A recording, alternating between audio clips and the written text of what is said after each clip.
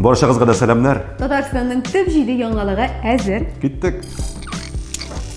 Җырчы Радик Юлиакшин, аны күбрәк Элвин Грей дип йөртәләр. Башкортстан башлыгы киңәшчесе итеп билгеләнде. Бу турыда Башкортстан җитәкчесе Радик Хабиров үзе белдерде.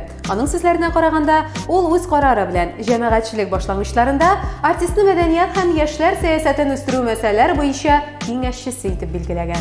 Хабиров сүзләренә караганда, Элвин Грей яшьләр арасында башкорт мәдәниятен пропагандалауда зур эш башкара. Кызык, менә бер юлы ике регион җитәкчеләренең ярдәмчесе булырга мөмкин микән? Бәлки Юлиакшинны Татарстан президенты ярдәмчесе итеп куяргадыр, татар мәдәниятен дә пропагандалый.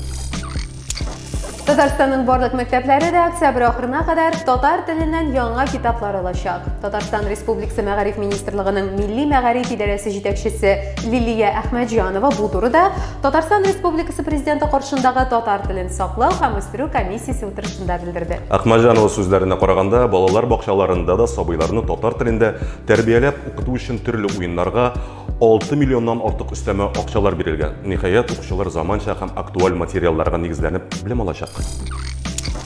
Татар телен хәзер Токионың Чит телләр университетында да өйрәнә башлаганнар. Юта Хишияма, татар теле буенча диссертация яклаган япон галиме, хәзер ул татар теленә Токионың Чит телләр университетында өйрәтә. Юта Япониядә татар телен өйрәнү белән шөгыльләнүче бердән-бер галим. Ул КФУ магистратурасын тәмамлый. Моңа кадәр татар теле буенча халыкара олимпиадада да җиңү яулый. Юта Хишияма татар телендә җиңел аралаша, языша, татар грамматикасы өлкәсендәге тикшеренүләр нәтиҗәләре турында да фәнни мәкаләләр яза. Шулай ук социаль челтәрдә дә аккаунтын татарча алып бара. Татарстан һәм үз илендәге татарлар турында сөйли ул. Татарстан Республикасы президенты каршындагы татар телен саклау һәм үстерү комиссиясе җыелышында чыгыш ясаганда, аның җитәкчесе республика парламенты вице-спикеры Марат Әхмәтов республиканың кайбер районнарында татар телендәге чаралар үткәрдек дию өчен генә оештырыла дип белдерде. Депутат сүзләренә караганда, республиканың һәр муниципаль районы һәм шәһәр округында татар телен саклауны тикшереп торучы комиссия әгъзаларын эшләячәк. Комиссия әгъзаларын исә Әхмәтов туган телне саклау мәсьәләсендә активрак һәм инициатива белдерергә чакырды. Красноярск районында Ангарага 500 литр дизель ягулыгы түгелүе сәбәпле гадәттән тыш хәл режимын керткәннәр. Баржыдан Ангара елгасына ягулык 2 октябрьдә түгелгән. 9 октябрьгә кадәр нефтепродуктлар хуҗасы булган компания әлеге пычрануны үзлектән бетерергә теләгән, әмма соңыннан хөкүмәткә дә хәбәр итәргә булганнар.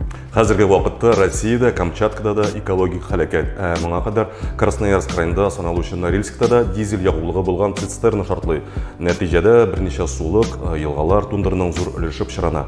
Россия 2020 елда үзе бер зур экологик афәт кебек. Татарстанның сәламәтлек саклау министрлыгында республика клиник инфекцион дәваханәләрендә ашыгыч ярдәм машиналарының чиратын ни сәбәпле җыелуын аңлаттылар. Социаль челтәрләрдә Казанның инфекцион дәваханәсе янында ашыгыч медицина ярдәме машиналары җыелган видео пәйда булды. Видео автор сөйләгәнчә, бер чиратта гына да 129 машина тора, икенчесендә 70-тән артык. Министрлыкта аңлатуларынча көзен һәм кышын ОРВИ белән авыручылар санының сезонда артуы күренә. Быел исә коронавирус инфекциясе дә чыкты. Халык сәламәтлегенә бик сакчыл карый. Шуңа да температуралары күтәрелү белән скорый чакыртып КТ үткәрүләрен таләп итә. Татарстан халкына салкын тию билгеләрен сизүгә үк өйләрендә генә калырга һәм сырхаухана табибын өйгә генә чакыртырга киңәш итәләр. Паникага бирелмәгез, дуслар.